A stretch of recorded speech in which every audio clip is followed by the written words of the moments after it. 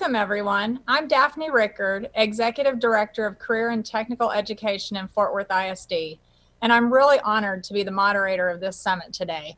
This was put together out of a sense of urgency surrounding job growth and opportunities in Fort Worth.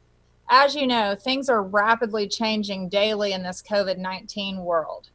We're here today to talk about the challenges our schools, industries, and city government now face.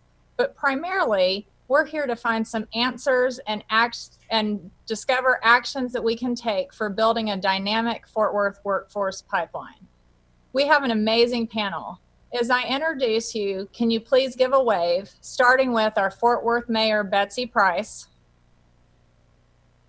Dr. Kent Scribner, Superintendent of Fort Worth ISD, Dr. Eugene Giovannini, Chancellor of Tarrant County College, Brandon Gengelbach, President and CEO of the Fort Worth Chamber of Commerce, Annette Lenderos, President and CEO of the Hispanic Chamber of Commerce, Devoyd Jennings, President and CEO of the Black Metropolitan Chamber of Commerce, Jay McCall, Acting Director of Tarrant To and Through, or T3 for short, Vicki Cisneros, President of Cisneros Restaurants, Dante Williams, owner of Dig Contracting, Dr. Terry Loftus, Chief Medical Officer, Medical City, Fort Worth, John Gustafson, Director of HR, Economic Development Opportunities, Strategic Workforce Initiatives at Lockheed Martin, and Kara Lundquist, Director of Workforce Planning and Strategy at Bell.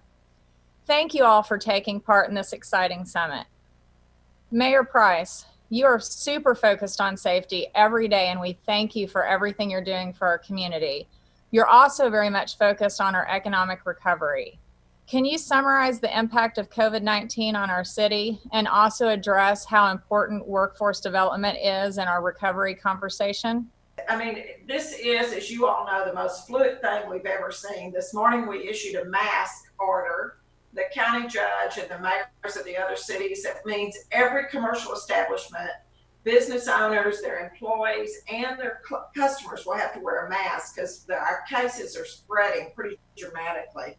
I mean, Fort Worth alone has nearly 5,000 cases today, and it's up a big number. The county's up over 500 just today, and the city is up a little less than 100. But, you know, we're working through this. We're going to get through it. If everybody takes some personal responsibilities, and the mask really will help. I'd encourage all of you to mask up. You're just going to have to. COVID has had a big impact on the city. Already we're down 40 to 50 million on our budget. The bulk of that is sales tax, which you know is our second highest source of revenue. Events, facilities, the Visit Fort Worth group, they're off substantially because of conventions and everything because of sales tax. Fort Worth did receive 158 million in CARES dollars, and that goes to COVID recovery and responses, and it can be used for police, fire, code, overtime, all kinds of things. In fact, beginning tomorrow, we're going to partner with the Chamber and Fort Worth Now, our recovery and growth effort, to give masks out to businesses who need them to hand to their customers when they come in, and that'll come out of our COVID money. But a big piece of that went into, a big piece is going to go into, 10 million went into an effort called Preserve the Fort, that's to help small businesses with funding. And 2.5 million of that is dedicated just to minority businesses. The application is closed, but we're going to reopen that so that we can help more businesses, and we'll have another 5 to 10 million to help with that. If you know small businesses, tell them to apply for these grants. They're easy to get. If they need help with their profit and loss, or they need mentoring on how to do this, Fort Worth Now will help them get that done. And the Chamber, Brandon and his crew are working hard on that. Let me talk a little bit about Fort Worth Now. It's an effort we launched about a month ago, led by Elaine Agather and John Goff, two of our staunch business people here who've not been actively engaged in this type of work for the city. To get them to do this was quite a coup, and they feel strongly about Fort Worth being at the cutting edge of being able to grow now with the reshoring of businesses, particularly pharmaceuticals and manufacturing. You're going to see a lot of businesses coming back. We're already working with a couple, and they're anxious. We're getting calls every day from businesses that want to come back to the U.S. or want to leave New York and LA and many of those. And the workforce is a big piece of that. They're understanding that we've got a lot of efforts going to work with our workforce. Dr. Scribner's done some wonderful work. T3 is going to be phenomenal and really help these kids that are already in high school. Reed Fort Worth is making good progress. There's just so much going on, but I would encourage you to go to Fort Worth Now's website and look at the recovery piece and the potential growth. You know, on our workforce, nothing is more important to us as we grow the city than do we have a workforce that's going to be well educated, innovative, and stable, and going to be here when we need it. We've got a great background in pharmaceuticals, a great background in aviation at so many levels. We got a really good start on innovative ideas, from mobility to innovation to medical, physical. I think Fort Worth is perfectly poised to get here. We've had a huge work done on our children's efforts, including our early childhood learning and what's going on there. And Reed Fort Worth will supplement this summer a lot of the learning for kids who just couldn't make it work through the through the spring and missed some of their education in partnership with the school district. I'm really excited about that. I think post-COVID, we're talking to so many businesses already who are telling us that they intend to leave at least a significant portion of their employees at home even after that. That sends a whole new look at what does real estate look like, what does office real estate look like, what do office spaces look like. And as I had trouble with technology earlier, how do we get better broadband all over the city, not just in the spots where Dr. Scribner had to deploy hotspots, but for all of us in the city. 16% of our employers have been telling us they're looking at new child care policies, as is the city. We will announce in August, we'll be the first major city to have paid leave for our employees for child care. I just think you're going to see a huge change. Small business, especially, their unemployment rate jumped so dramatically. It's beginning to drop now, but not where we need it. But I do think this is a readjustment of what we've had. During this pandemic, our businesses that survived were those that were working in this, and construction, healthcare, clearly some service industries, but many service industries did not do well. We just have to continue to work on this. We have to continue to be at the front. You don't want to take advantage of other people's misery, but we are poised to be in a really good spot. Fort Worth's now better than 900,000 citizens. We've got great space. People are all about social distancing, not quite as much density. 6 months ago, I would have told you our lack of density and lack of transit was a major problem for us. Now it's a draw for many of these businesses. So we're going to get this both ways, but we've got to continue to work on our workforce, continue to work on education if we intend to grow this city. And every one of you are doing great things to help make that forward. So as this continues to unfold, it never ceases to amaze me what's happening with this COVID virus.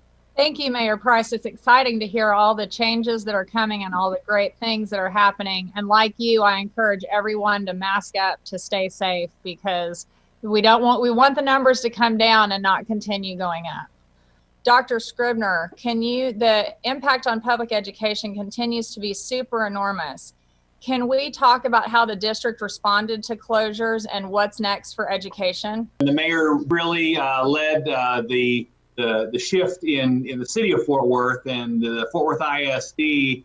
We saw tremendous change as well. We know that every crisis offers an opportunity for change, and today that change is really is with a sense of urgency, out of necessity.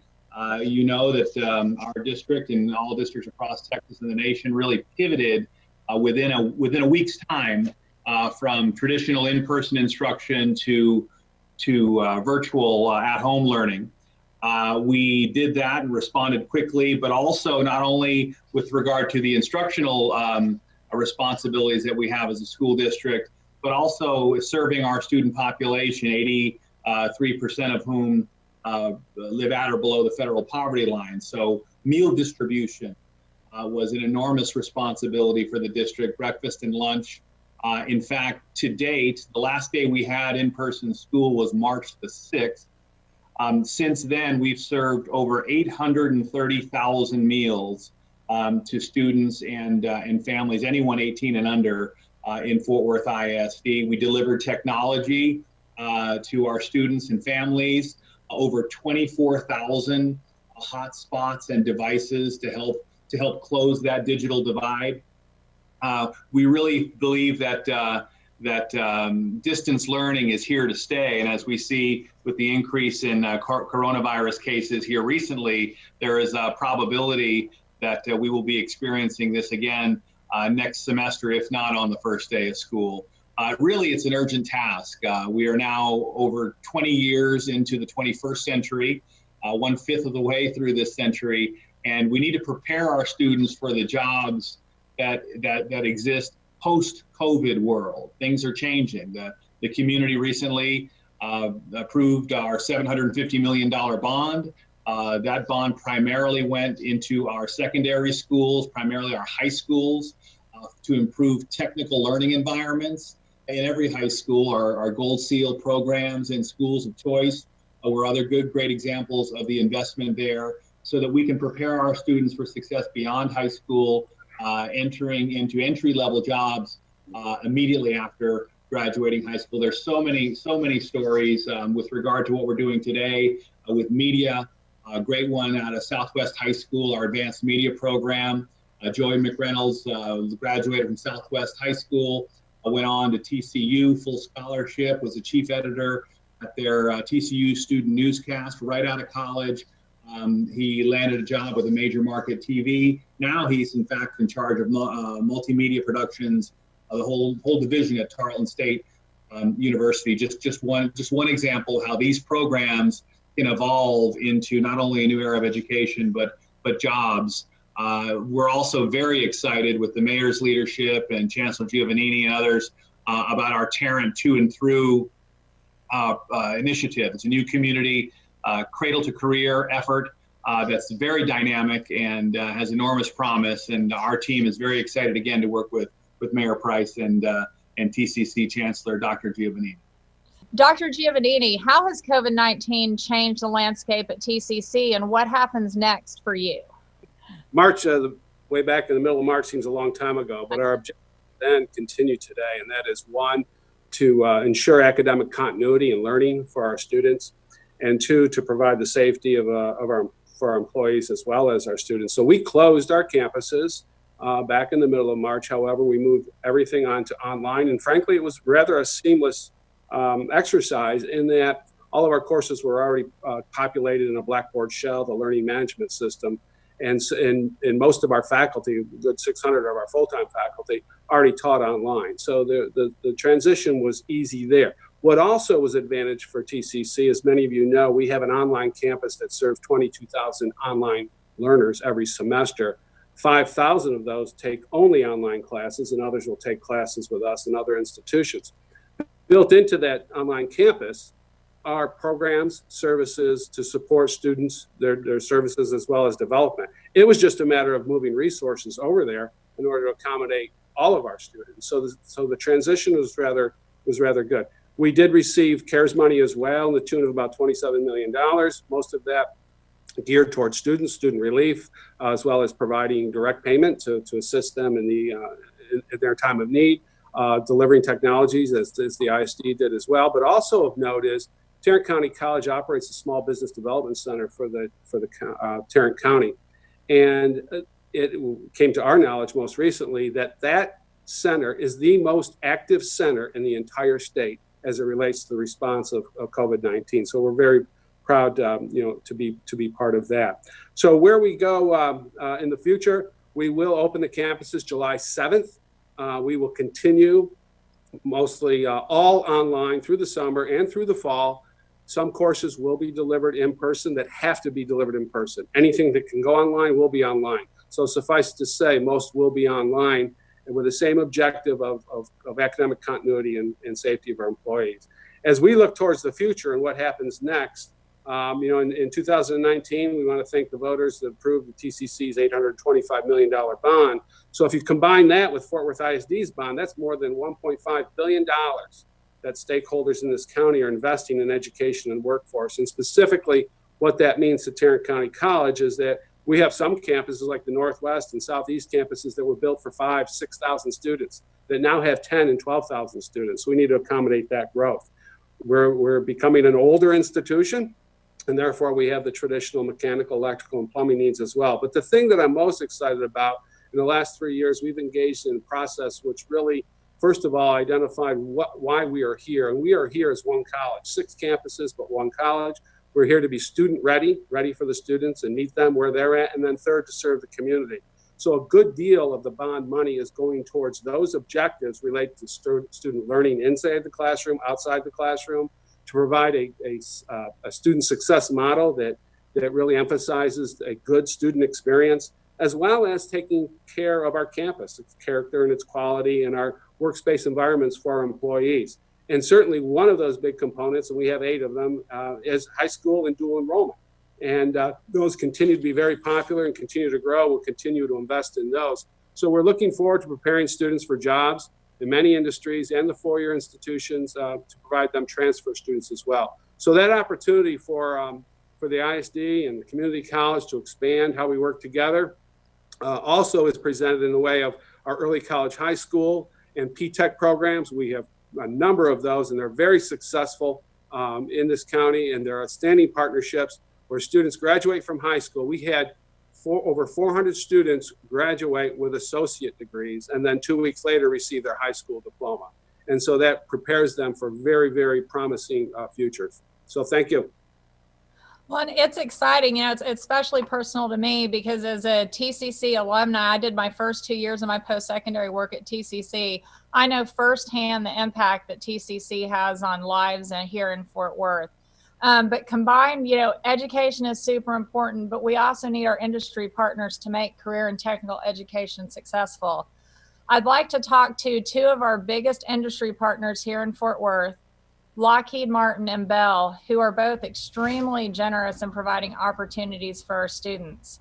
John Gustafson, the internships at Lockheed put our high school seniors on an amazing path. Can you tell us about these opportunities and how you see them evolving in the future? Sure. Thank you, Daphne. Lockheed Martin has a significant and ongoing continued investment and commitment to K through 16 engagement, and that includes high school internships and college internships. During this pandemic, we've pivoted our internship programs to virtual internships where possible in our college and high schools.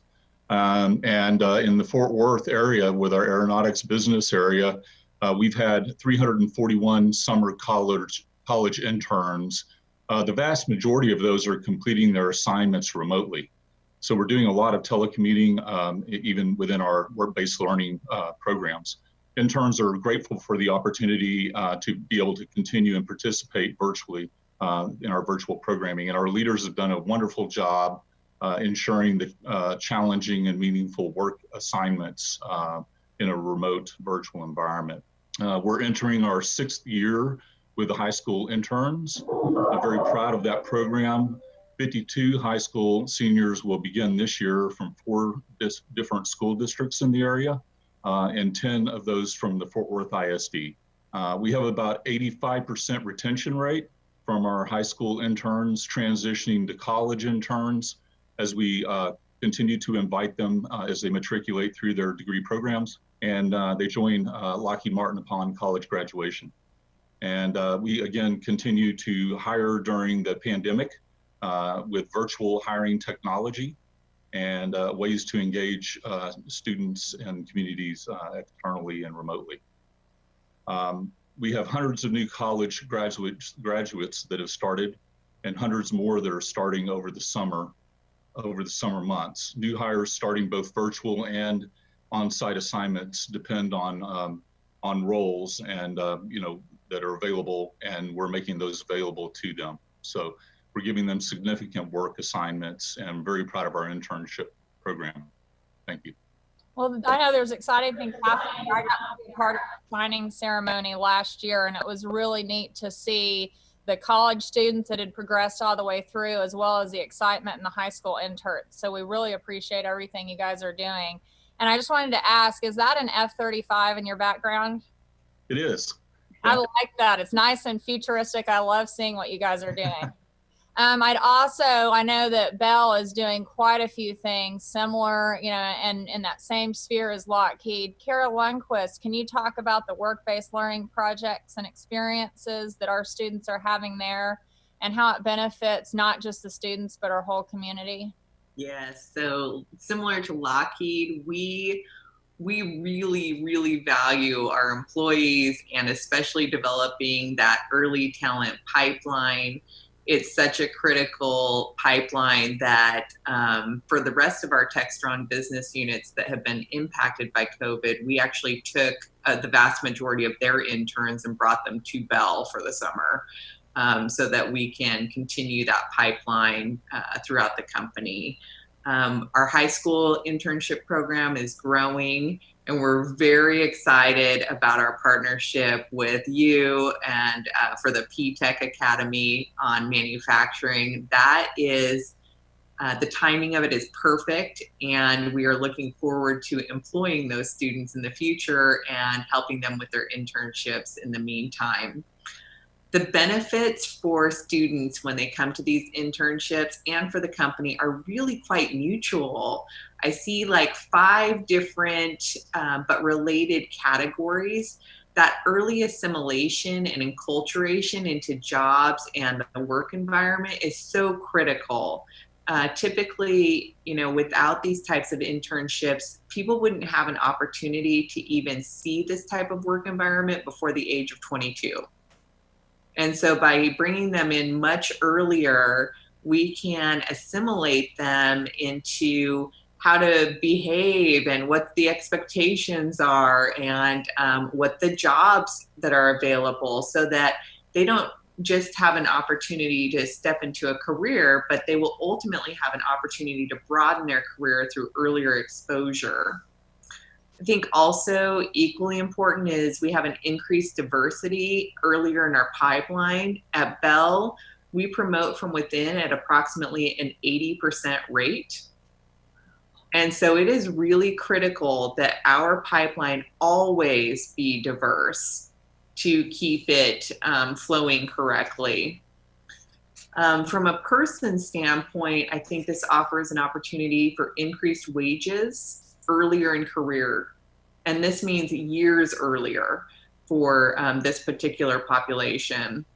And then from a company standpoint and a community standpoint, it gives us improved workforce management because we can fill upcoming gaps earlier. So we can identify them, we can identify what we need, work with you and the other school districts to really start harnessing the skills that are required and get those taken care of. And then finally, even with COVID-19 really impacting our in-person events and internships, as John Gustafson said, virtual internships are possible for some positions. But then where they aren't possible, it's created real opportunities for even other students like the production, audiovisual crew to come in and really create a virtual internship that can be shared with peers in the meantime. It's a great time for innovation. And so I think ultimately this will enhance the workplace and the work experience quite a bit. Well, and like you mentioned, I'm really excited about all the things happening, but you mentioned our Arts AV students specifically. I know they're planning on coming over here in August and September and doing some filming. And you might have some converts of people that were really excited about Arts AV when they get in your lobby and get a chance to get in that air taxi and see what's going on there at Bell. So it'll be exciting to expose more students to what's going on right there in their own backyard. Yes, that's exactly what happens. We have interns from all sorts of degrees, fashion degrees sometimes, and communications a lot, right? But they step into different areas of the business. And one of our interns last summer, she said, never in my life would I have wanted to come to a helicopter company. That was like not on my radar at all. And now that I'm here, I can't imagine not being here. I love it so much. Right. So I think it's going to be neat to bring students that may have never come through the doorsteps before. So we appreciate you being willing to step out and try something new. Definitely. And on that note, as all this started earlier this month, we worked with the Fort Worth Chamber of Commerce to hold 8 mini summits to really gauge the needs of the different individual industries in Fort Worth that Mayor Price mentioned earlier are so important to the Fort Worth community. I'd like to ask Brandon Gengelbach, who's president of the Fort Worth Chamber, as you listened in those meetings, did you hear a common theme emerging about their needs in this changing environment? Yeah, we did, Daphne. Before I get to that, I got to have 2 points because I've got this time here. So number one, as the mayor said, y'all wear your mask. Please, as she mentioned, the chambers with Visit Fort Worth and the city are handing out masks. And the reason why this is important is not just from a health standpoint, but it's a matter of the economy and keeping our economy open. We do not want to have to shut things down if the hospitals get overflowed. So of course it's personal health and wellness, but we want to be able to continue for our businesses to be operating. And so wear a mask, y'all. The second thing I wanted to mention is just how pumped I am that we're here today together. There's so many communities that are understandably paralyzed by COVID and some of the social challenges that we're seeing racially. And while those are important and we're dealing with those, I'm so happy that we're continuing to deal with other issues such as career readiness and education and workforce readiness. So thank you, Daphne, for letting me say that. Yes, we had 8 different sessions with businesses, and there were a couple of themes that emerged from that. I think number one, companies are really wanting to get homegrown talent. It is less expensive. You do not have to bring people in. You can bring them in right here. They understand the culture. They understand the community. And that was such a big deal for us and the chambers to come together with Fort Worth ISD and TCC to help build a workforce that's going to be the right fit for Fort Worth and Tarrant County. So number one needs to be from within. I think the other thing that these businesses mentioned was getting students and individuals that have technical ability and workforce readiness. Those two are a huge combination to be able to assimilate in the work environment and then actually understand the technical components of the job and where things are going as it relates to workforce. And that leads to the third piece, which is really around businesses pivoting and changing in this rapid environment. So they want to have people that are taught how to learn, that understand that education is never going to end, and that on a daily basis, they're going to have to be able to learn and understand new things as innovation and creativity continues to move forward. And if we can have those types of students, our businesses will flourish, the students will flourish, and our economy will flourish. Well, and you bring up some interesting points, but you say, could we have those kinds of students? Fort Worth has 83,000 students and TCC has over 100,000 students. So there definitely, like you mentioned, is no shortage of that homegrown talent. So we've got you covered on that. Devoy Jennings is president of the Metropolitan Black Chamber of Commerce. What are you hearing from business leaders about the impact of COVID-19 and their company's workforce needs?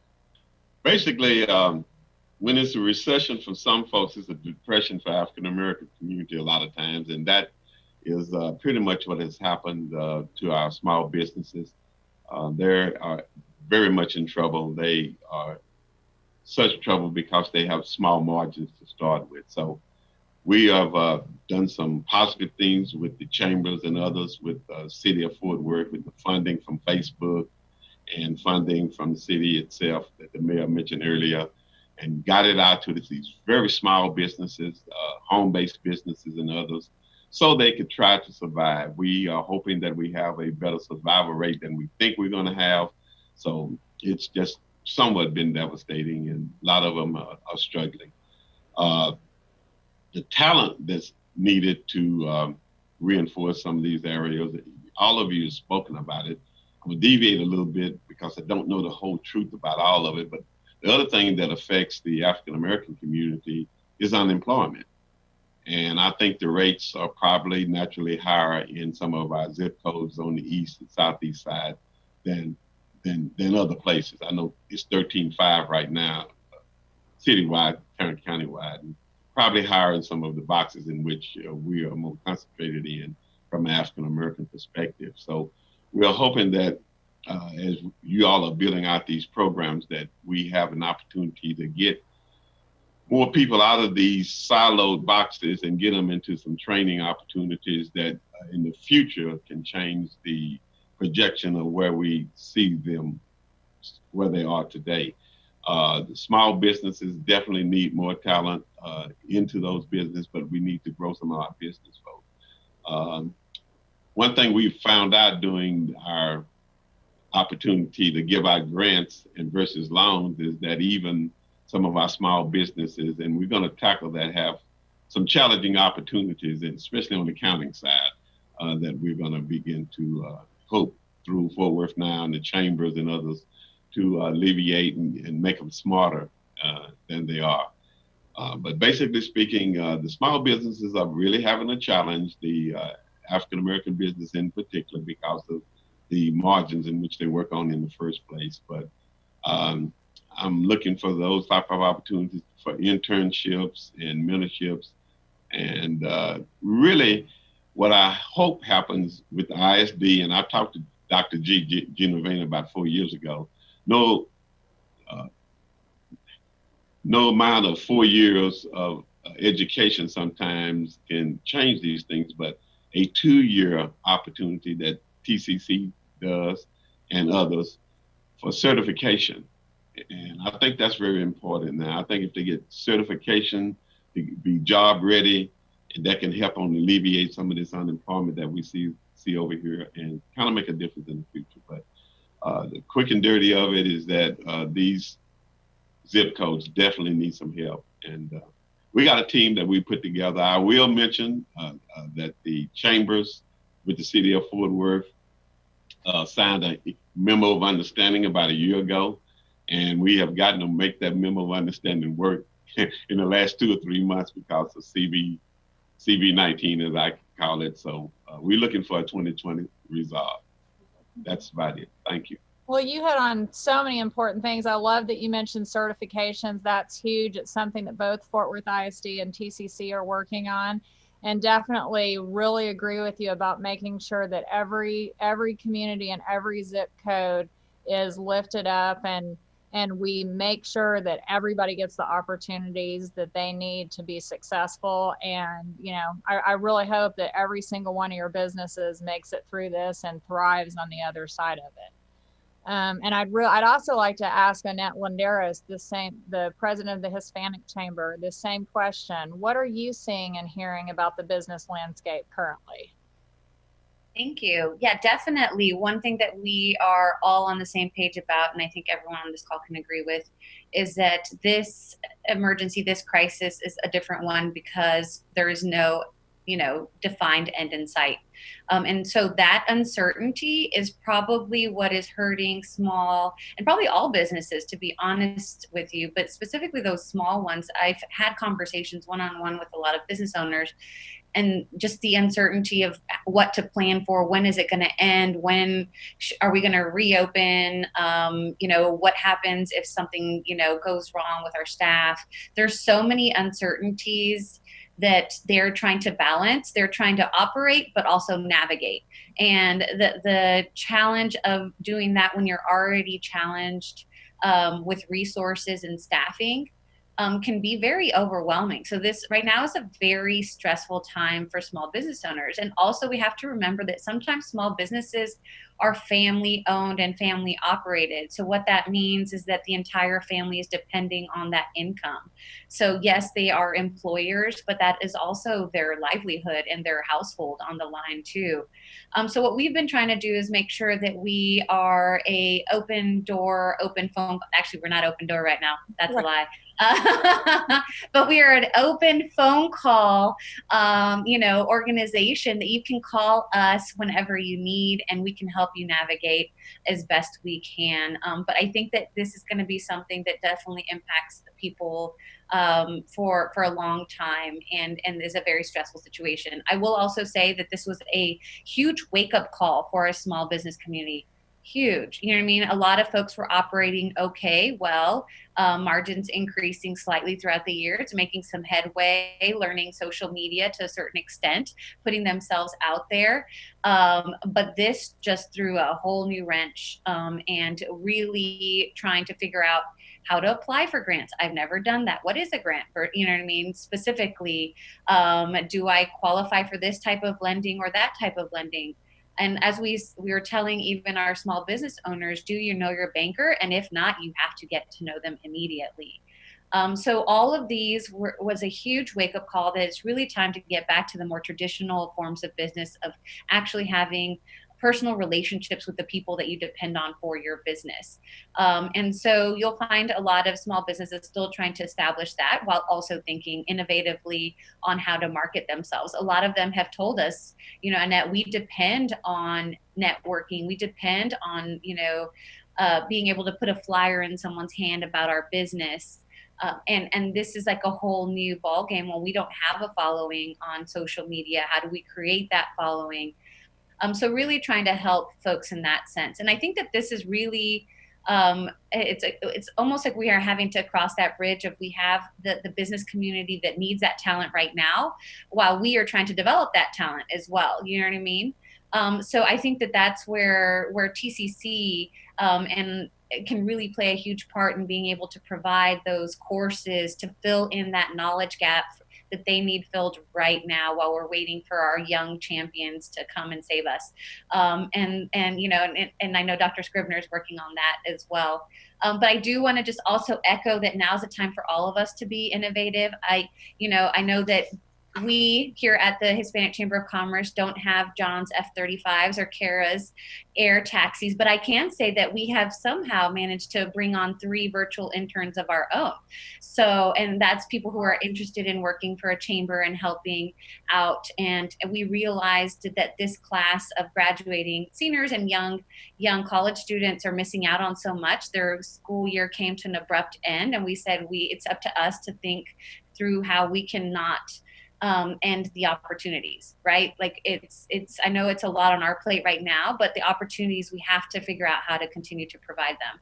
So I'm proud to say that we have a Diamond Hill graduate and 2 Paschal graduates, one going to TCU, one going to UTA, and then also one at Columbia. And so those are our young folks that Fort Worth ISD has helped produce. And so we have to continue to challenge ourselves as business leaders to make the space for those types of opportunities as well.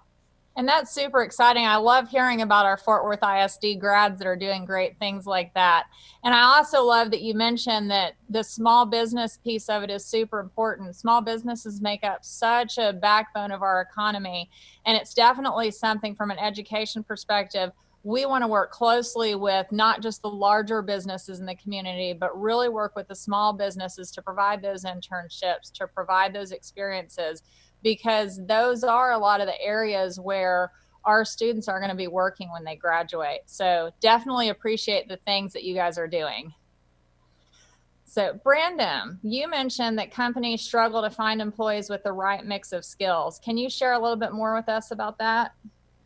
Yeah, when we did our interviews, I think one of the challenges that businesses have is the needs and concerns they have, and then being able to identify the right talent. And I think with some of the larger businesses, especially, that's not as challenging in the sense that they have resources to be able to be devoted to helping that. But as you mentioned, some of the smaller businesses, I think it's a bit of a challenge, especially from a time and effort standpoint. If you're a small business trying to run your business and trying to be able to make that happen, to be able to spend the time and effort to do that. And so that's why I think having this engagement and having the chambers being able to be connection points with TCC and Fort Worth ISD is really crucial. I've mentioned technical skills and then workforce readiness, and certainly soft skills were a key component of that as well. Being able to exhibit those soft skills in the workspace along with the technical skills as well. So those are some of the things that we heard from some of these small industries or from some of these industries and businesses. The construction industry, which has been mentioned several times in this call, is a great example of that, where there's specific opportunities and needs on that. And there's not as many people aware of that really should be. Well, thank you. And you bring up a really good point. And I'm glad we've got Dante Williams here. And Dante, I'd love to have you share your thoughts and experiences on what Brandon just said as a business owner. Yeah, definitely. And so let me say this first. As a product of and native of Fort Worth, product of Fort Worth ISD, and also spent some time over at TCC, I want to just give some shout outs to those entities. So to Brandon's point, I believe our industry, the construction industry, has definitely some different challenges, but also some different opportunities for students. And I know Fort Worth ISD has 2 schools that currently have construction programs, and so there's a right now we're in a need for a stronger workforce and just more employees within the construction industry across all lines. So from management to laborers, there's a deficit, and so the more we can get our students ready and employed into our industry would be a great deal of help to us as industry leaders. And then as far as COVID-19, I think for a small business owner here in the city, we had and my wife is also a small business owner, and so for us, we had to make some pretty big pivots in dealing with the just kind of the effects of COVID-19 in terms of projects being delayed, and also projects that were ongoing, and how we managed, the new PPE from face masks and cleanliness to, sanitizing our hands and workers.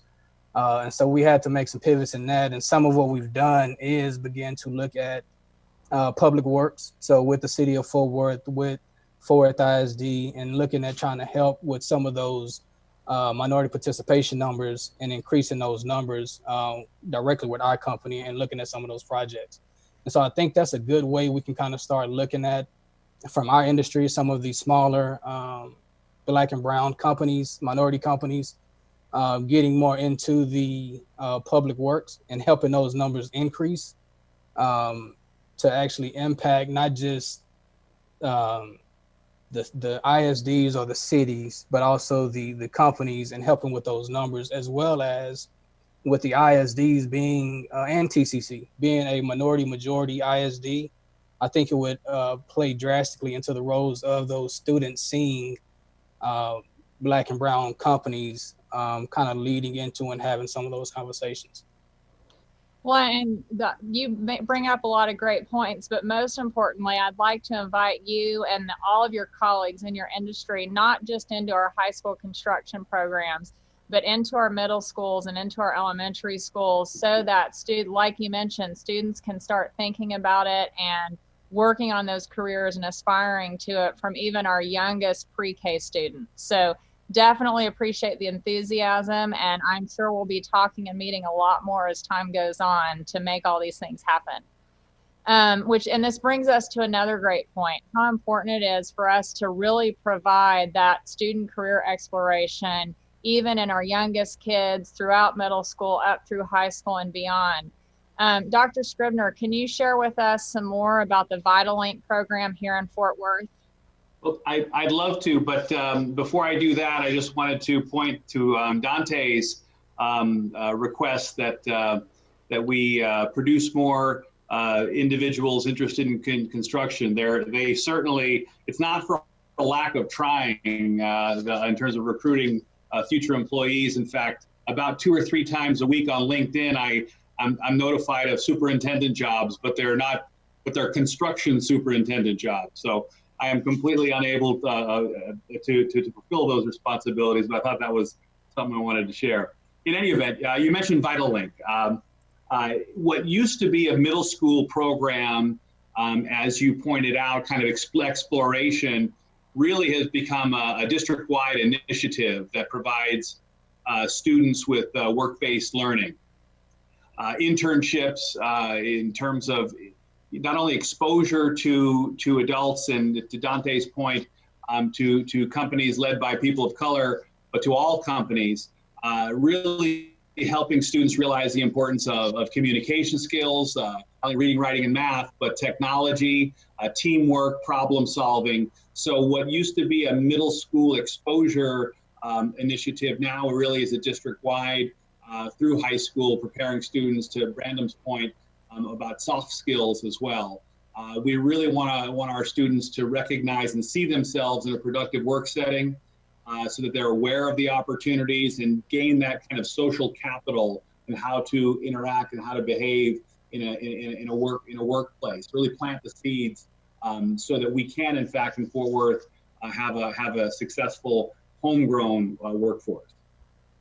Thank you. And it's really exciting that we get to talk about VitalLink here with all of these people listening in and participating, because we are going to really do a relaunch of VitalLink here in this fall. And so I invite everyone here to participate. We'll share out information, and you'll be able to see the various internships, externships, opportunities that our industry partners have for interacting with Fort Worth ISD and really working with our students at all levels. So I'm super excited about VitalLink.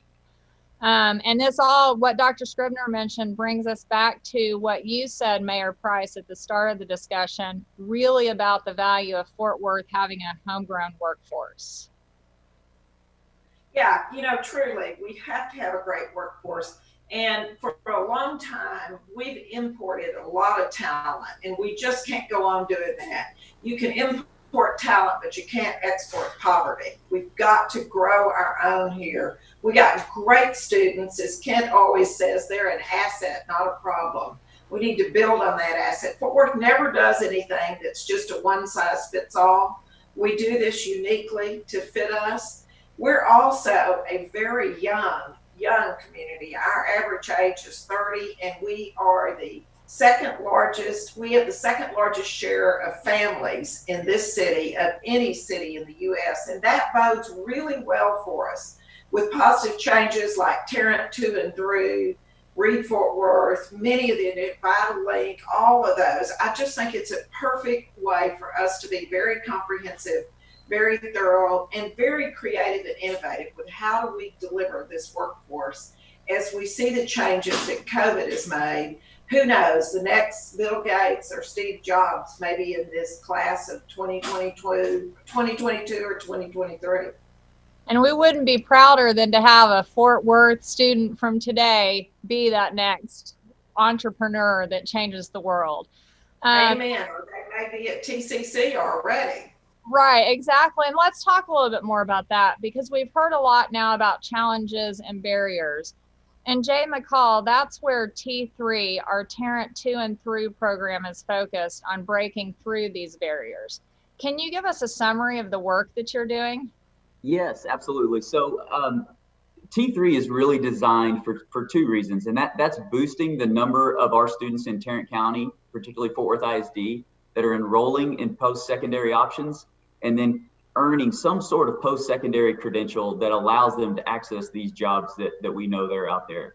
And so if you look at the numbers, there are gaps in the number of our students that are achieving those 2 goals. And so we are looking after kind of a national learning tour to pull in best practices and then build on the existing work. There's so much great work that we've already heard about today in Fort Worth ISD and TCC and with our business partners, and to really expand and do more of those things for more of our students.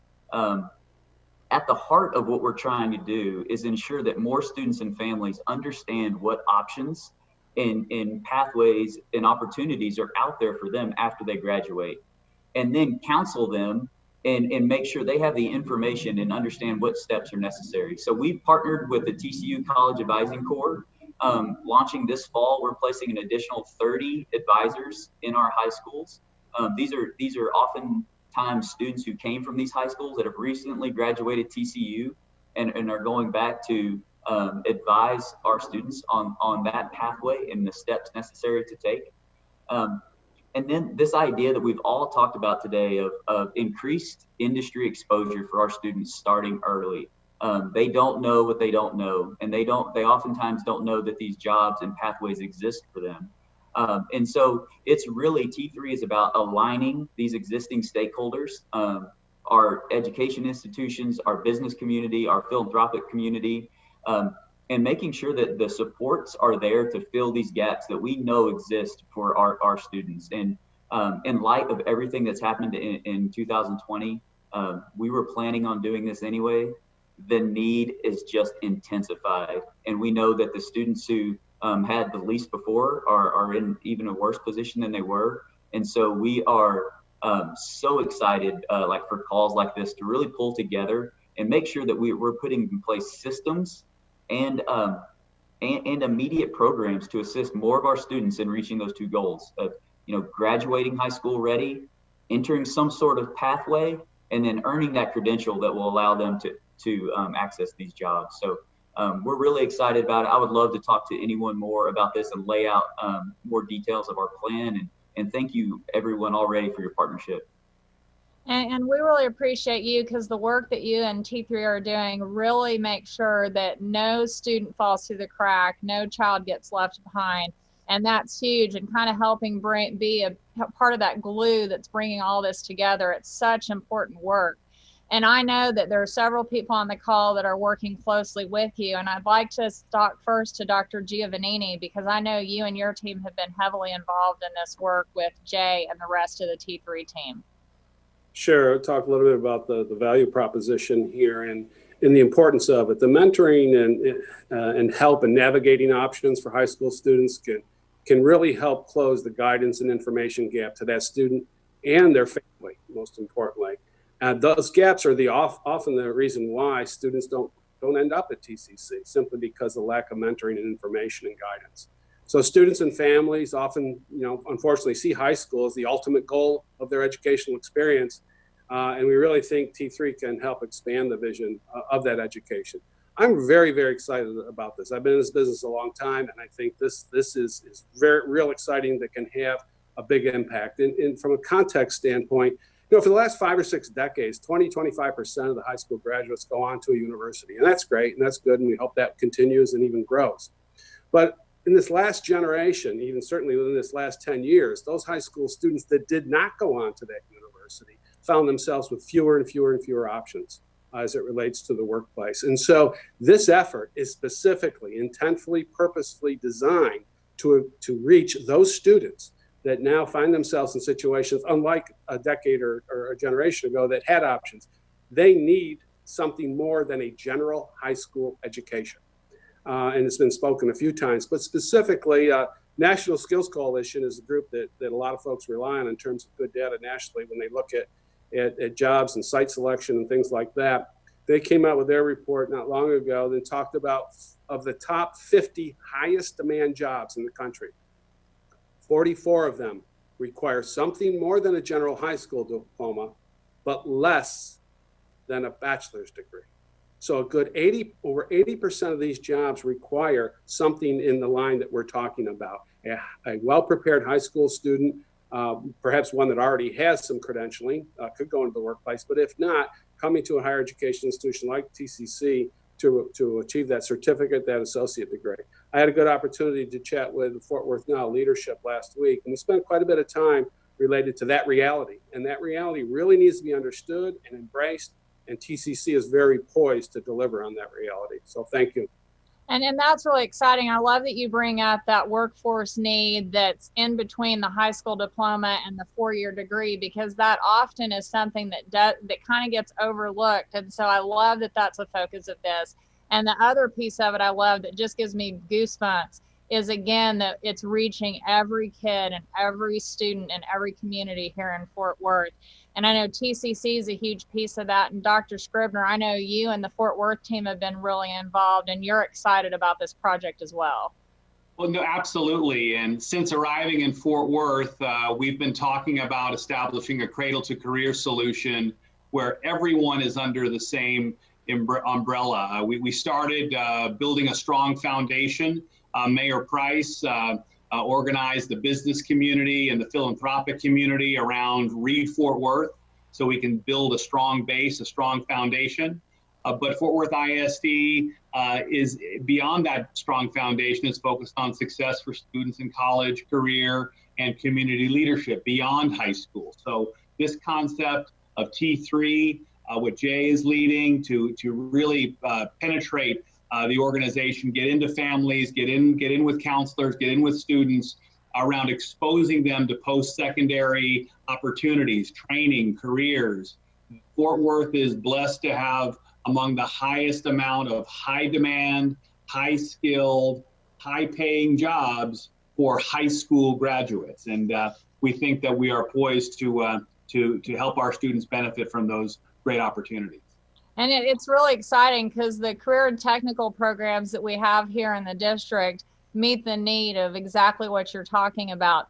But we couldn't do it without our industry support. And so I think it's important. Mr. Jennings, can you talk to us a little bit how you envision a community-wide project like this initiative, T3, and how it'll benefit our community?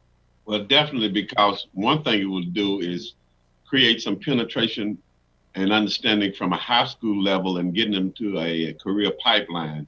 And I think what would happen across the board in time, we would definitely get back to a point I made earlier, see a greater unemployment rate go down. That is really what is needed here in Fort Worth. The other thing about it, I think you are putting students in an opportunity to have jobs that are now and into the future. And that's what we are usually talking about. What are the futuristic jobs that our community and our kids can get into? You know, TCC has those. I would admit I went to Tarrant County Junior College, and now it's Dr. G talks about, like I mentioned, a 4-year degree almost being obsolete.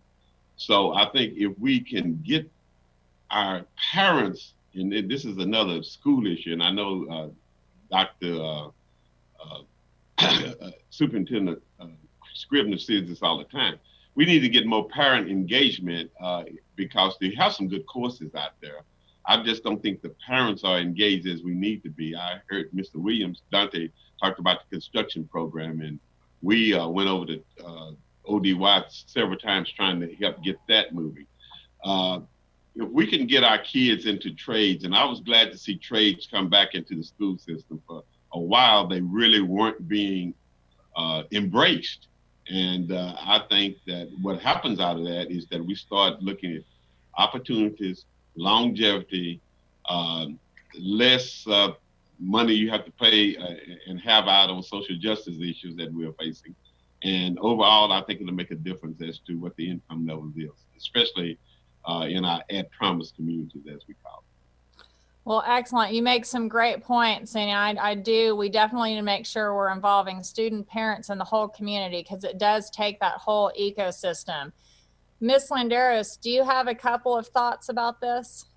Yeah, absolutely. I'll just echo what Dee said, and the importance, I think, that of taking the entire community with us on this conversation. And I think, if anything, COVID-19 for us in the business community, it taught us that we were offering a lot of great resources and having a lot of great conversations, And the people that are at the table and on this webinar are very informed, but that there is a lot of people who are not, you know what I mean? And really having to meet the community where the community is and have them be a part of it from every angle in terms of feedback, in terms of decision making, in terms of representation. It really is just super important. And also to think through the paradigm shift that we're going through. As Dee mentioned, he was happy to see trade start to be talked about again. There was a long time where it was 4-year institutions was what you needed, right? And that was pushed on a lot of parents of different economic means that were trying to get their entire family to the next level. And so right now telling them like, well, actually, you know, there's all these other options that we are not exploring is a new communication that's going to have to be delivered to them and how that evolves. So I think that overall, the biggest challenge for all of us is to make sure that our message reaches the masses and reaches those that are not necessarily as engaged, because it really, we're designing these programs for them, right? We want the economic success of all of our community and those that may not have it at this point or may not be where they want to be.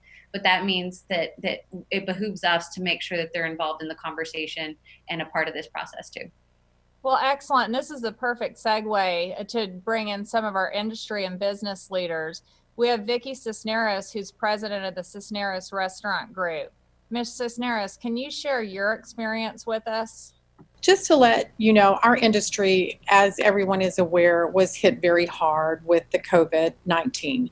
And Texas restaurants employ about 10% of the workforce of the state of Texas. There were 1.3 million jobs that hospitality industry employs. So it has been a difficult time for us, but it also has been a time that we can look to move forward and make modifications to our current business model. We can do that and help others in our industry. And I think that with education, we are the one industry that we offer a plethora of items that can help students. They learn emotional intelligence skills, they learn adaptability, they learn organizational skills, and the sector of people that were most impacted in our industry are most likely the sector of people that need the most assistance in getting into the college scenario and getting into a high school graduation. As someone referenced earlier, it is true that a lot of people believe that the high school graduation is the culmination of their educational motive. And while it might not be a 4-year degree, the 2-year trade school, what T3 is doing and teaching the parents, the students, that if they can see themselves successful, they can see themselves in school, they can see themselves being educated. And I think the earlier we can bring the students into the workforce, the earlier our industries can bring them in and let them experience what it's like to feel successful, to be successful, to have a goal, it would be very helpful. And with restaurants, there's going to be obviously many different ways of doing things. The whole industry post-COVID-19 will change. People will be needing to be more creative in their revenue streaming and sources. And I think that even with the students, we can learn from them, they can learn from us. But I think it's most important that we have mentors that reach out into the community and go into the schools that are from the businesses themselves, so that they can have a relationship, build a relationship with a student, with the student's family, and help them move forward to the goals they need to. Put them in touch with the people that they need to be in touch with. And honestly, the Cradle to Career program T3, I am very, very excited about that because I feel that that is going to help, obviously, the people in my industry. And we're all going to be faced with a lot of creative thinking and entrepreneurship post COVID-19. Things are different. Things are going to be different. It's not going to be the same, but it can be better. We have to learn how to go back to the doing things and building education and getting our students where they need to go. And I think that the families are going to need a lot of help doing that.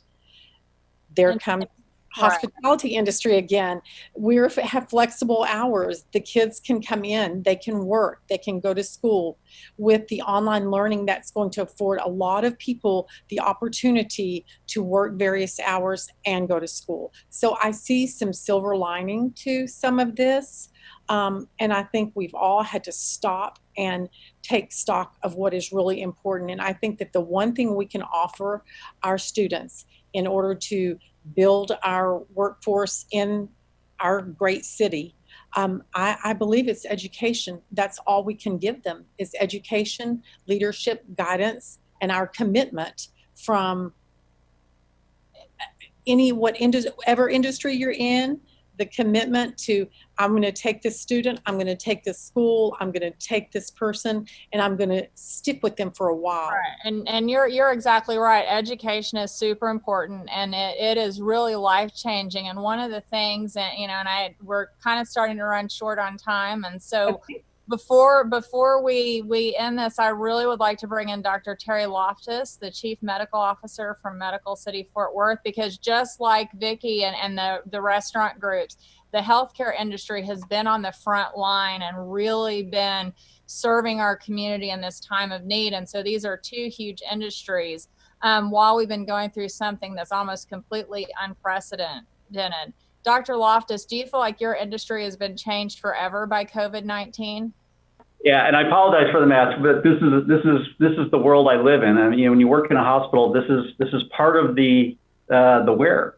And so just a few things. I want to touch on 2 points that I think most of you have been talking about. One is how has COVID affected us? And it's not just changed us, it's changing us. And it's literally on a daily basis. I mean, there isn't a day that I come to work where something new isn't happening. It's amazing how fast we have to educate people in a very short period of time. And I think the thing that we've noticed the most is that having an adaptable workforce is really going to be extremely important. One of the things that happened is that we noticed it isn't just, everybody thinks of healthcare in terms of doctors and nurses, but you have to realize healthcare is more than that. We have a lot of skill sets that we need in the healthcare industry, whether it's having certified nurse assistants or patient care techs or respiratory therapists or radiology techs. We need a very healthy, diverse portfolio of skill sets to run a hospital. And we can't do that without an educational system. We have to have it. In order to have those people here, I'll tell you, the other thing too is that when we look at the people who we train, say through our graduate medical education programs, what we find is those that train here want to stay here. And so if you develop in this system, you come up through Fort Worth ISD and through TCC and the other colleges in the area, these are people who want to stay in this area. And if they train and they become part of this healthcare system, they're not only going to contribute, but they're going to give back to the community what the community gave to them in terms of their education. So yeah, is it changing? Of course it's changing. I think it's the one thing that's really going to really kind of highlight the difference between then and now is that it's that rate of education. How we have to learn. It's not just learning on the job, but we have to continuously learn. And that's going to be a big challenge for those out there in the educational industry. And we appreciate it. We are definitely all extremely committed to working together. And we understand time is a precious resource for everyone here. There has been a lot of talk of Fort Worth ISD and TCC merging their advisory boards. As it stands right now, each entity has a separate advisory board, and it's really difficult for industry partners to attend every meeting. I'd like to pose here to the group, is it possible for us to merge the boards and make things more successful for our students, our partners, our community as a whole? I would think, Daphne, that merging boards and having one focus is always good. It's a challenge when people are making big decisions, but it allows for a better use of our resources as we come out of this COVID-19, see a total change in our industry, a total change in the workforce we need. It would make a big difference to have them together. I probably jumped in on Kent, but No, I would agree, and I'll certainly let Jean speak to this as well. But we all know in business and in organizations that form follows function, and if in fact we are looking toward a cradle to career initiative in Fort Worth, then it would only make sense that we align that work and bring those advisory groups together. Agreed. And Kent and I have spoken about not seamless transitions, but seamless handoff. So whether it be curriculum students, and certainly the opportunity for the business community to engage us seamlessly in a progression from high school to college will certainly pay great benefits. Well, this is really exciting. It sounds like we've really broken down a barrier right here at the end of the discussion. And I know, I hear a lot from our industry partners that they really want to be involved. But again, the time and that commitment, and this is going to make such a difference. So really excited. Thank you for posing the question, Mayor Price and Dr. Giovannini and Dr. Scribner. I know that both of your teams are really looking forward to getting that work going. I'd like now to thank everyone here on the panel, everyone who watched the summit virtually. This is just the beginning of the discussion. We really want to keep this going. As everyone said throughout this entire panel, we are all better together, and that's how we're going to come through and be even better on the other side of the pandemic. Thank you again, and Fort Worth truly is where the best begin.